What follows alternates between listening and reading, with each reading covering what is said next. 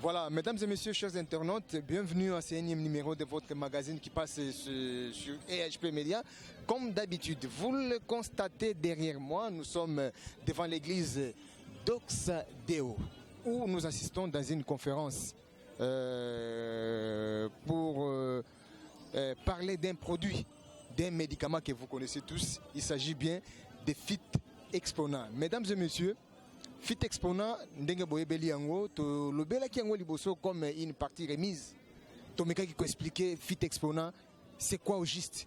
Ezali kisi oyo ezali ko traiter plusieurs maladies, donc je dirais même plus de 500 maladies oyo kisi Fit Exponent ils ont traité. Alors la conférence oyo ezali conférence ya ba pasteur toye po na ko exposer kisi po na ko expliciter bokasi ya kisi wana.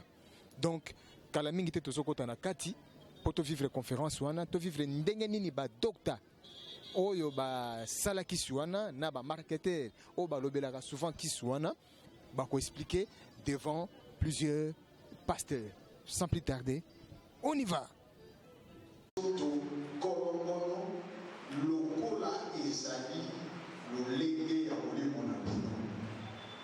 avez tous en bonne santé. Information dans un mot, ils ont dit pour il y a produit moko, babeli yango Fit Exponent. Ils ont dit très mutuya pour la mission nyonso, papa, maman, elenge, mukolo. Kisiwana na quelques secondes, ils ont dit conçu par un chrétien belge, Congo de cité. Ce qui vient de Bogolinga, il y a Koyawa, Aoussanoui vraiment dans le monde entier, dans l'Union européenne, on a Asali Yango, la base de la banzete, Fama Patezali Kosala, Bakisi sur base de la plan. Asali Yango pour la Bobongisa, système, il y a défense, il y a les autres, il y a mutu, système immunitaire. Ce qui nous donne ça pour Béla, c'est-à-dire que le système de défense, na ce côté, ils ont ça bien dit. Ils allaient là, tout ils allaient ouf. Allant de la tête à la queue, dans le système non sort, ils ont le système digestif, respiratoire, urinaire, le système non sort. Alors, qui suppose ceux qui ont mené un mot et pour équiper, pour réarmer et pour sauver ça, système immunitaire et en tout. Ce qui système a des zombies, il y a un par maladie, il y a un sort de tout ça pour payer la bande. Ils ont un virus, ils ont un microbe. Donc, la personne qui a un virus, tuberculose, asthme, cirrhose de foie, maladie B, qui se traite au vie. Ils ont un effet secondaire à mon côté, va permettre à vous, parce que la Belgique, que dans mon côté, il y a un prix pour 100 €. Ils ont un batterie de bégalia pour la roue, avoir surtout le ticket de 40 €. Vraiment, Bino Papa Pasteur, il y a eu le système, les hommes au débat, le système, les hommes au débat, lié à ma vie, qui si vous allez, vous allez bien que ce que vous allez intéresser à un mot, vraiment, pour que vous soyez un mot. Vous avez un docteur pour le bateau, vous avez une question, docteur Yuyu Azawara, le docteur Ndimina-Biso, Azali chargé vraiment pour aider sur le soin, traitement, suivi, accompagnement. Voilà où c'est les gars qui vont battre même papa pasteur matin autour de table. Il y a quelques jours, à son qui a moi dans le système où il y a autant de la bienté à l'obéi sabbat. Ma pasteur est bien pas sorti, pas béni, pas l'obéi sabbat. Il y a oublié ce que l'on dit au Omega et comme ça nous avons bien tout sur la. Merci. Elle allait combien en francs? tini na biso atokoteka ngo na $40. 40 po eza kuna eliki $40 na biso awa $40.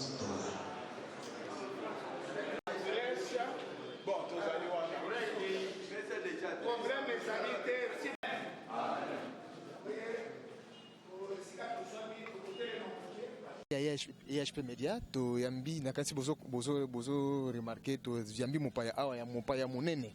Alors yeza bongo ba bien que docteur yemoko nanu ako se présenter comme ça to ko bandeni ako tuna mituna concernant kisi o ba bengi fit exponent. Voilà mbote papa pasteur. Mbote mingi ndeko nanga. Ko pesa kombo na yo de batu ba o nyuso bazo na biso à travers cette émission. Kombo nanga pasteur Martin Mambula. Nous avons représentant légal de l'église SEM, donc l'église de Christ SEM. Nous avons Moulakissi, nous avons directeur adjoint à DVM et évangélisation vie de l'église et mission.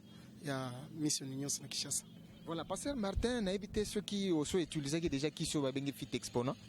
Oui, on a utilisé qui ango na mwasi nangai. Donc na somba ki misato déjà nous avons ndako. Les gens na ba résultat nini?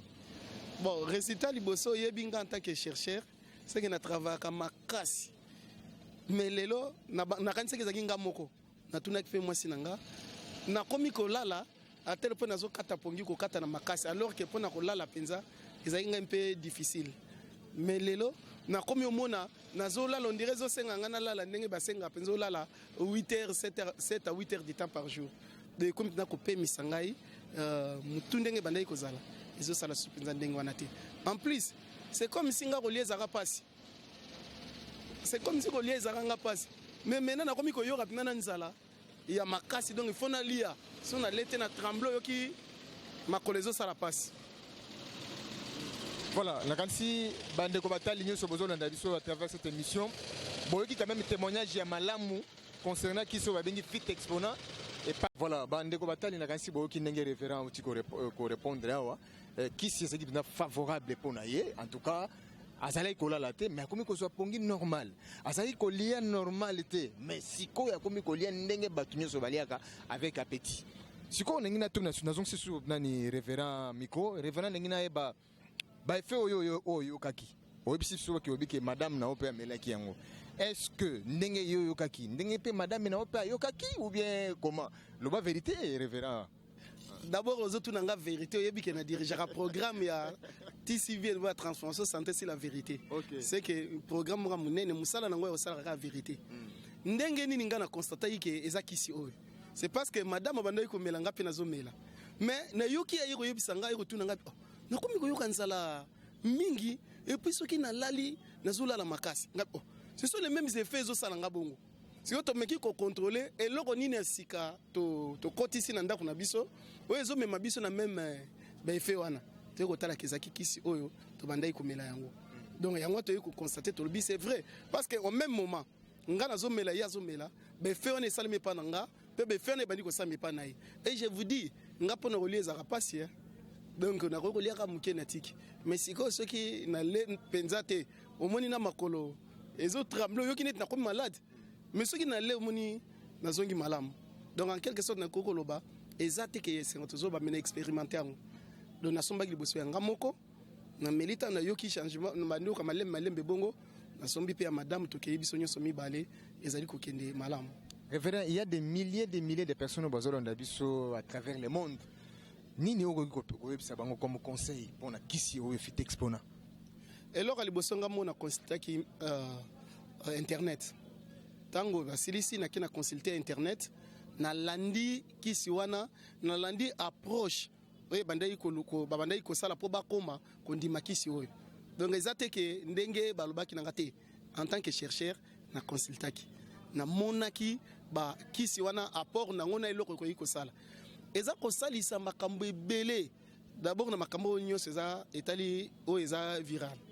Eza ko salisa ezo salisa po ebotisa pe ba cellule mususu o ezali oyebi bato baye barateke par jour to kufisa ba cellule na nzoto na biso c'est ce que les gens ignorent vieillesse makamisa ça veut dire ba cellule eza ko kufa mais il faut ba cellule wana ebotama o eza moko na solution e ko botsa su ba cellule wana pour vivre sous mingi na mokili donc nga moko pe na consultaki avant ndima yango. En tout Merci beaucoup. ESP Media et remercie la réponse. Merci mingi pour la vidéo. Voilà, chers amis internautes, il y a EHP Media. Voilà, toujours poursuivre kaka masolo na biso toujours betela neto beti masolo ya fit exponent o ezali bongo un médicament fort. Médicament moko ezana efficacité na ndenge ya mukete o ezako traiter ko soigner plus de 500 maladies.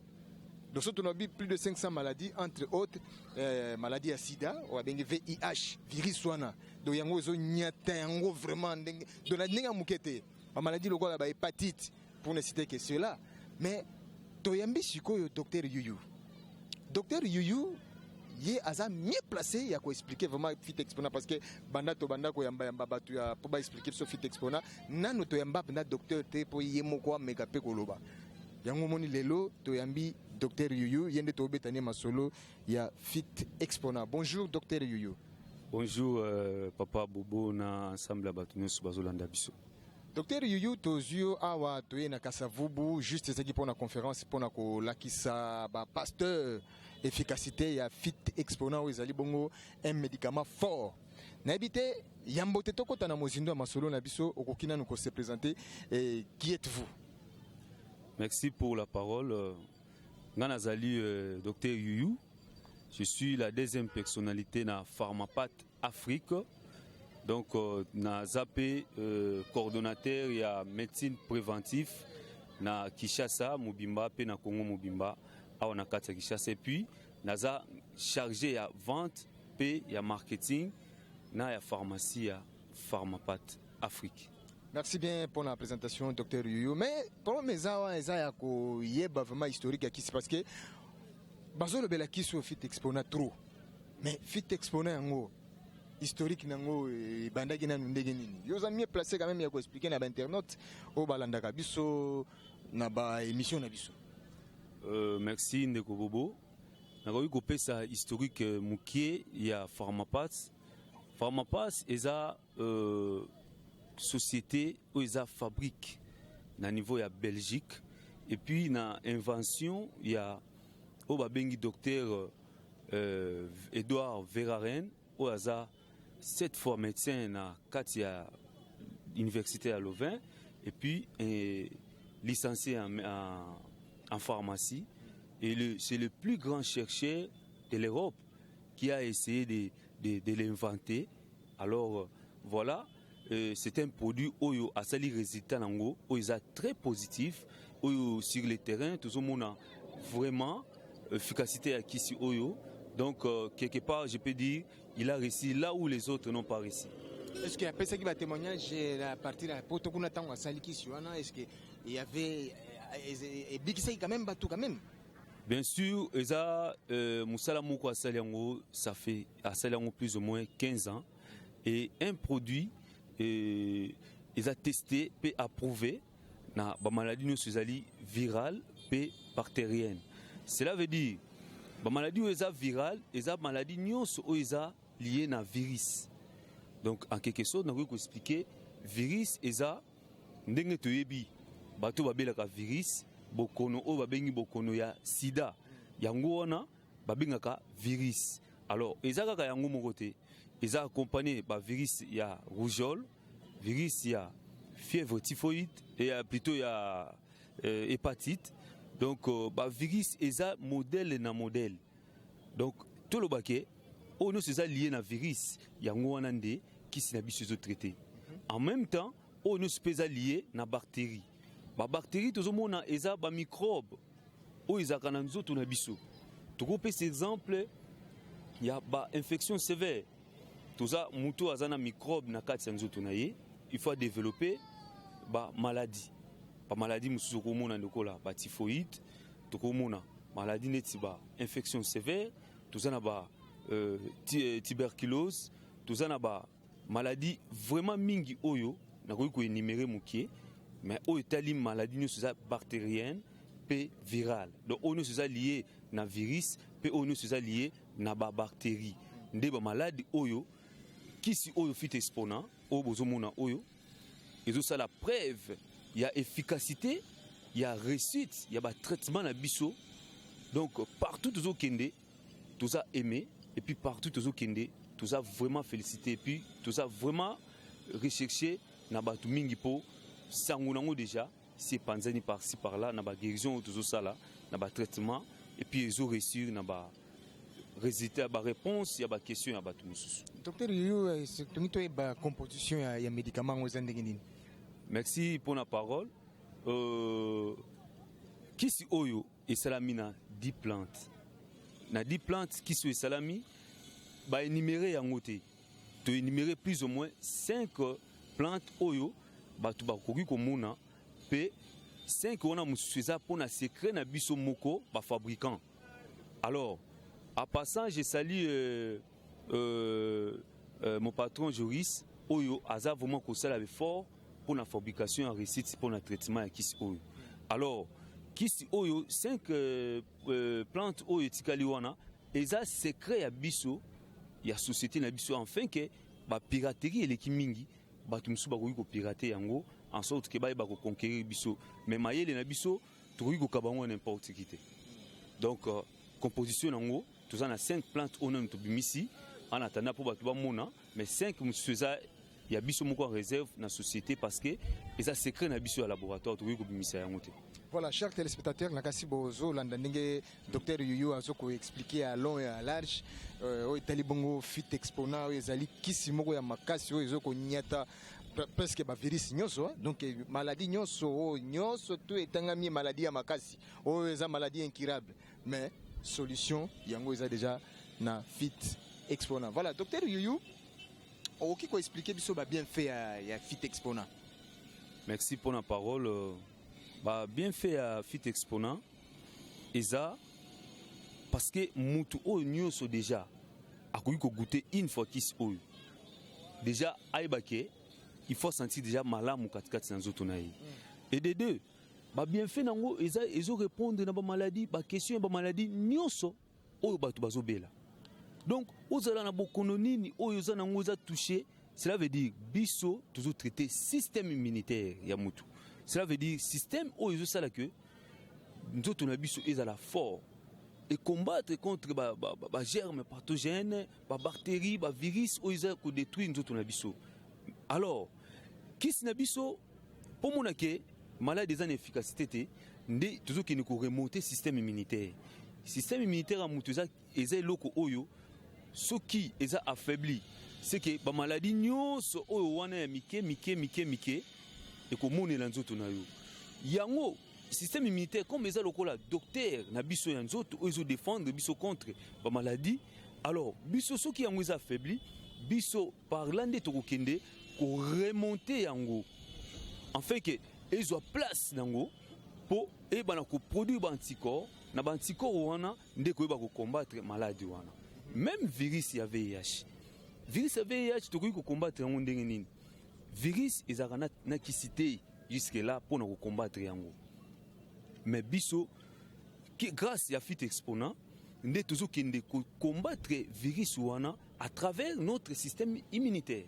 Mais sans que parole docteur Yuyu na habité na ozola kaka Fit Exponent mais mutoko ko na pharmacie soit à sombi ngomba la moko akofungola mpe mamoko tiena mulanya bano mela na habité ezana est-ce que ça na modèle moko boyo esengeli ke batu ba bamba mela kango na ebite ponga la kosomba ngo boye na fongoli mulangi oyo nazuka mama na chena na nani na meli mais quand on peut ko éclaircir na ba téléspectateurs.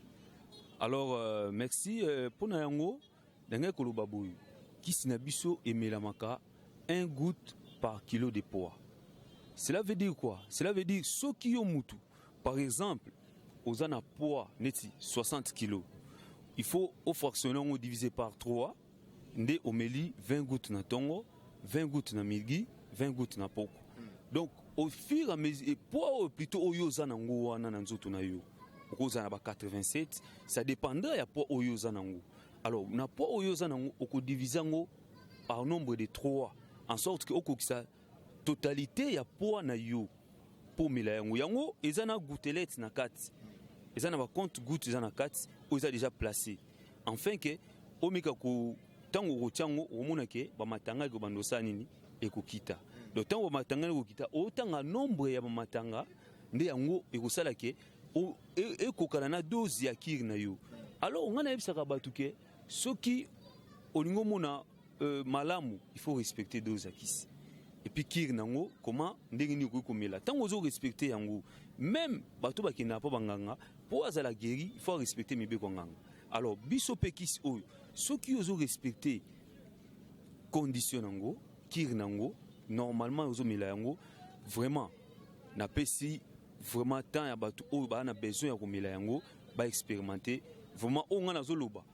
Eza kinaye ko englober ba témoignage oya bato ba ekoloba parce que na lingaki bomona non ba preuve ezo continuer soki tokomona ka yango tokomona ba preuve nango jusqu'au bout tokomemama tokolanda ba témoignage ya bato eza énormément et jusque là eza tozana ba félicitations ba coup de chapeau o eza que toujours répondre na critères ya kozala pharmapath donc je suis fier d'être pharmapath ndenge naza awa. Merci docteur Yuyu la kanisi population publique au bazolo na monde entier ba si ba comprendre vraiment ba explication de expliquer loin là na limité que ça émission asuka parce que bisona bino le quoi to simbani main dans la main donc on continue toujours ko expliquer à travers cette émission le pourquoi il y a qui sur ba bengi fit exponent mais toko ka bona ndingo na te il faut ça na ba téléspectateurs nyoso pesi mon numéro à contact et au sala bien pour na moi ba appel pe ça la bien.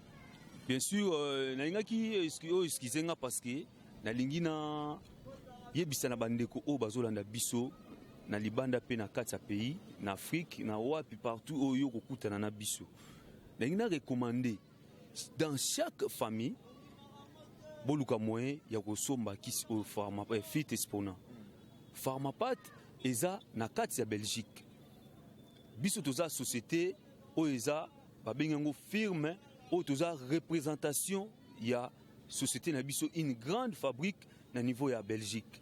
Alors, tozana ba ndeko o baza na Belgique, o baza mieux placé pour na kopesa ba o baza na besoin na libanda. Mais pour na biso awa, ozana ndeko na Afrique, ozana ndeko na Kinshasa, ozana ndeko par-ci par-là, contacter biso nde o mona kisi oyo ndenge nini e ko agir na ba préoccupation na biso nyoso. Alors le numéro c'est plus 243. Voilà, plus 243 85 250 85 43 plus 243 85 250 85 43. Donc n'hésitez pas, ba médecin au Baolanda biso partout à l'air bo prescrire kis oyo fit exponent ne bokumuna ba réaction nango.